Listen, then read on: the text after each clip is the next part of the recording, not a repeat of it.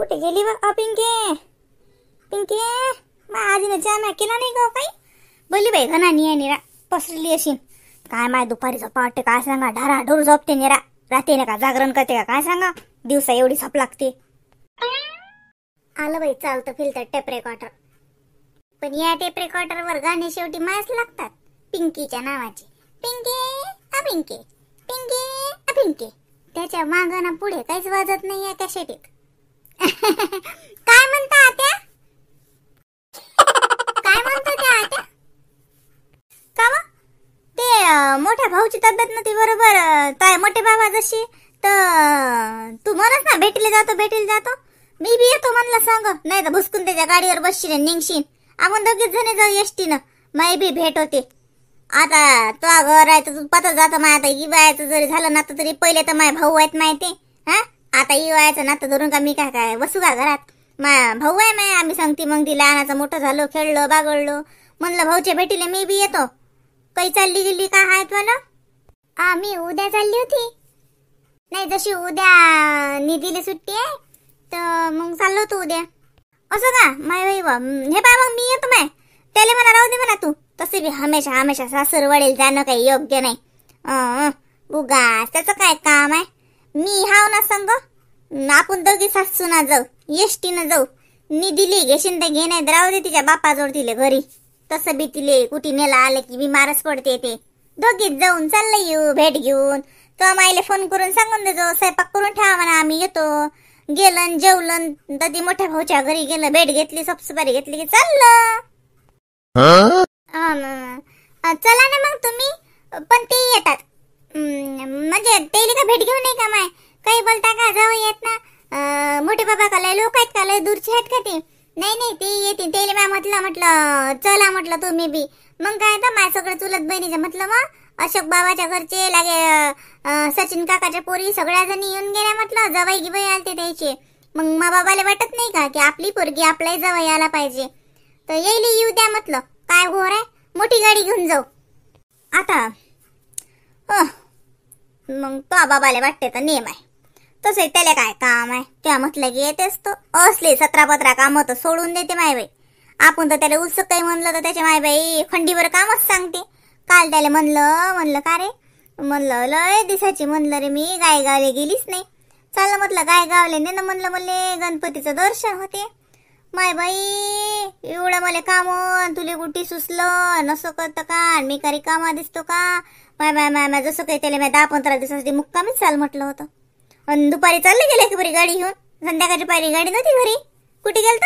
मी आता म्हणलं तूच गेली का? नाही ते आबाचीले दवाखान्यात नेलतं. माय काय झालं बुड्याले? नाही काही झालं नाही. ते दवाखान्यात नेलंच नव्हतं. 2 महिने झाले मला तर तपासायला नेलं होतं. शांताराम काका आलते तर काका मला ते बाबाही गेलते सोबत आणि लागे हे गेलते. तर ते दोघं असल्यावर याचं काय काम होतं? ते दोघेली गाडी नाही चालवता येत ना. तुम्हाला माहित नाही का? बाबा आई संध्याकाळची जास्त गाडी चालवत नाहीत.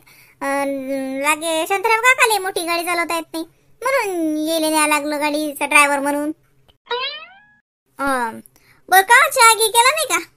केलता बाई आम्ही. तुम्ही बाहेर गेलता. देऊ का करून तुम्हाला? का करता तुम्ही?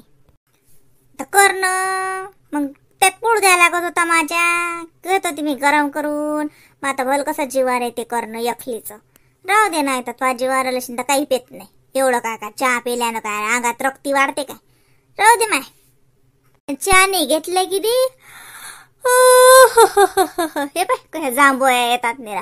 डोकसंही भन करते. हातपाय तट करतात निरा माय. चहा घेतला की जरसं बरं वाटते. पण राहू दे माय बाई. तुझ्या जीवार आलं अशी आता तुमचा चहा झाला. भांडे कुठे घासले असतील ते. राहू दे. माय एकलीसाठी काही शिंगल भऱ्यासाठी कुटाणा करू नको. राहू दे. डोकसंही भल कसं दुखते बाई चहा नसला की. देतो ना करून. चहा पाहिजे. चहाशिवाय भागत नाही. वेळेवर हजर राहिले काय होते? 4 वाजता कुठे हिंडायला चालले जातात. आपण बसायची वाट पाहत. मग बाकीचे लागत नाही का? आपण चहा करून घेतला की लागे राहू दे मी करतो. हाताने चहा करणं जीवार येते. आणि मला सांगते डोकं दुखते जांभोया येतात. म्हणजे करूही म्हणत नाही करू नको म्हणत नाही. म्हणजे पुढेही जात नाही मागेही राहू देत नाही. मनातच चेंद होते. लयच आहे मी सासू 56 नंबरी. काय आहे योगिता, मला कशाला इथे उभं केलं? काय आहे म्हणजे काय करत आहे तू? तुम्ही लावलाय का दरवाजा? लावलाय का? आतमधून कडी लावा. हो का बरं? सरप्राईज आहे तुमच्यासाठी. योगिता दुपार आहे, एकच वाजला. चल जेवायला. काय स्वयंपाक वगैरे नाही आहे का? काही जेवण वगैरे करू ना, भूक लागली मला. सरप्राईज काय आहे? जेवण राहिलं, सरप्राईज कसलं? आता काय दरवाजा लावायला लावून राहिली? चल खाली. धनटडान, कशी दिसते मी? खायला घातले? का बरं? छान नाही दिसत आहे का? नाही तसं नाही, छान दिसतोय. पण पण आत्या आहेत घरी, आई बाबा. तू इकडे तर साडीच घालणार होती ना? नाही तसं नाही, म्हणजे आत्या जाईपर्यंत तरी तू साडीच घालावं असं बाबांचं माईचं म्हणणं होतं ना. तू पण हो म्हटलं होतं ना. आहो हो ना, मी कुठे रूमच्या बाहेर चालली? तुम्ही पण ना खूपच टेन्शन घेता. बाकीचं लक्ष काढून टाका, लक्ष माझ्यावर द्या. कशी दिसते मी? खूप सुंदर. मला वाटलंच होतं तुम्हाला आवडेल म्हणून. मी ना हा आधीच घेतला होता ड्रेस, पण इकडे आल्यानंतर मग ड्रेसच तर मी आज घातला. खूप छान दिसते योगिता, पण आता ही वेळ नाहीये मला वाटते हा ड्रेस घालायची.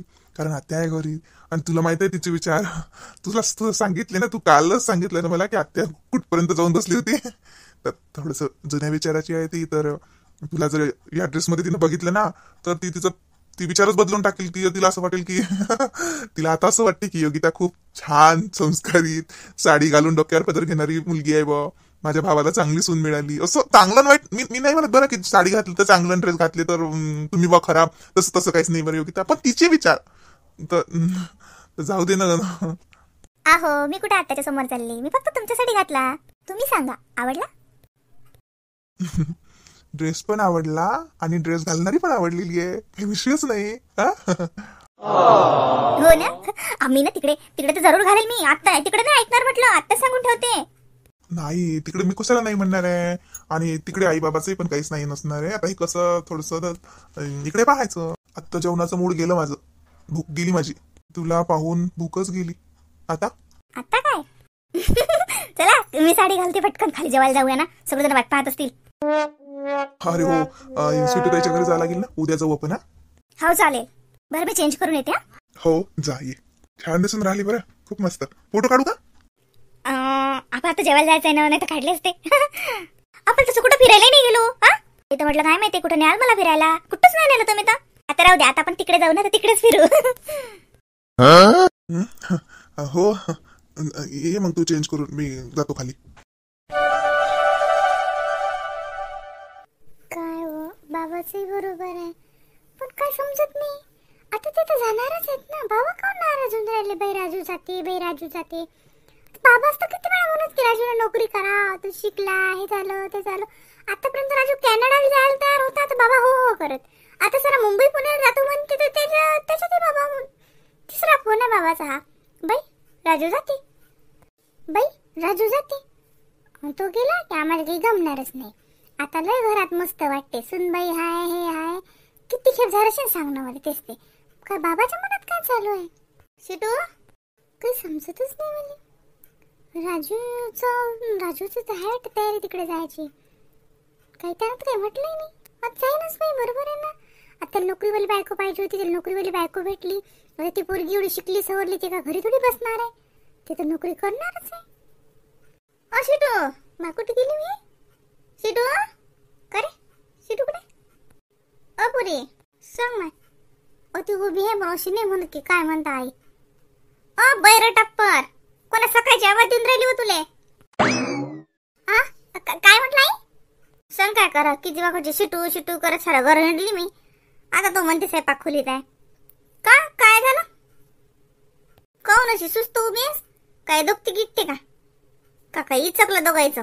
तो तर ती बसेलास, तू येस. कोणाचा फोन होता? फोन आहे हातात? नाही माझ्या बाबाचा फोन आला होता.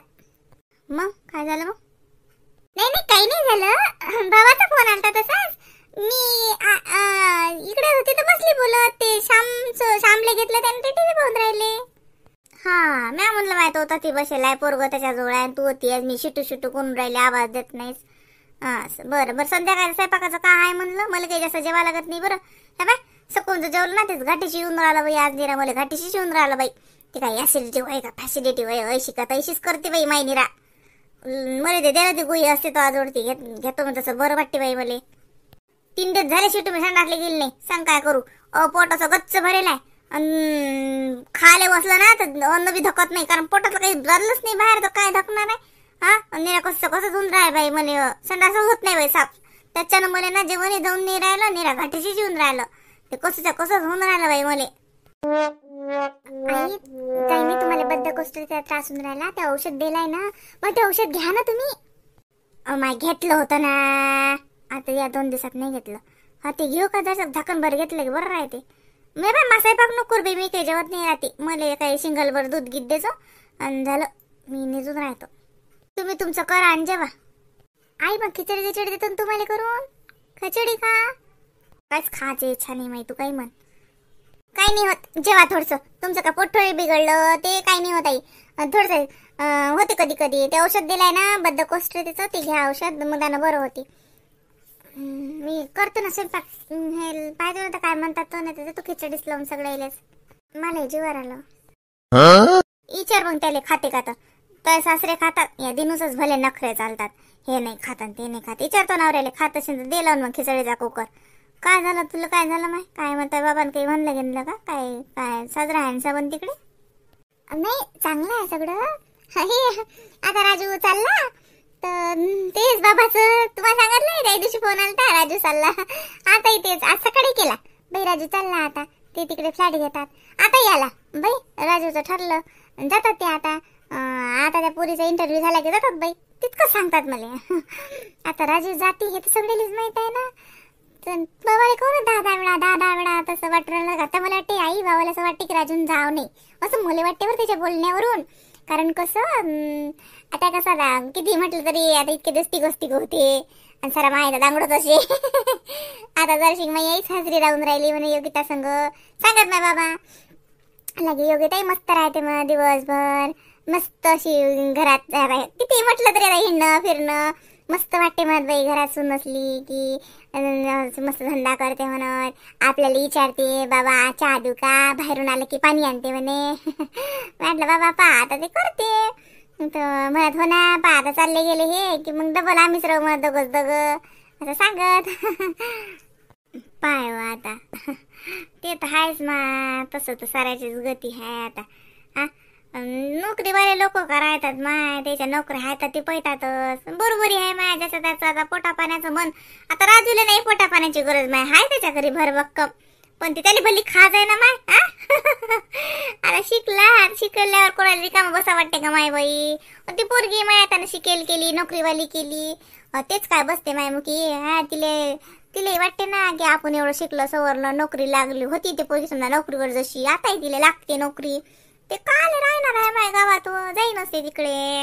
हो ना ते तर सगळं बरोबर आहे. ते बाबाला समजते बरं, उमजून नाही राहिलं असं झालं त्याचं. आता तेही समजते बरं, आता ते काय राहणार थोडीच आहेत. पण मला वाटतं आई बाबाला असं वाटते मनातून की आता राजूने जावं नाही, असं काहीतरी तेलने वाटून राहिलं. त्यांना म्हटलं नाही बरं, स्पष्ट म्हटलं नाही तसं, पण असं मला वाटून राहिलं की बाबाला असं वाटते की आता राजूनं योगिता नाही तूच राह. पण ते काय शक्य आहे का. आता राजू तुम्हाला तर माहित आहे त्याला तर प्लस ते हे माय नोकरी मा ढमकन मा टमकं. बायको तशीच केली त्यानं नोकरीवाली. ते काय ऐकतात काय. पण बाबाला असं वाटते की जावं नाही देणं, असं मला वाटू राहिलं की बाबाला वाटते की दोघांनी तच राहा. तसं पाहिलं तर बरोबरी आहे ना आई. आता राजूने इकडे काहीच नाही, एवढं मोठं शेती हे तिथे सांभाळलं ना तर काही त्याला कमी नाही पडत ना. प्लॉट आहे आमच्या नांदुऱ्यात, किती सगळं आहे. हा कुल्यात मा बाबानं फ्लॅट घ्यायलाय, जिकडे तिकडे प्रॉपर्टी घ्यायलाय ना, तर सगळ्याच्या इकडे एवढं मोठं घर. तिथून नाही तर म्हणजे काही समजा कमी आहे का एकुलता एक राजू, काही टेन्शन आहे का. ते तर आहेच म्हणा परापटीला आहे त्याची, पण ती आहे माय. आता आपण काय म्हणा माय बाई त्याच्या, आपण काय बोलू शकतो.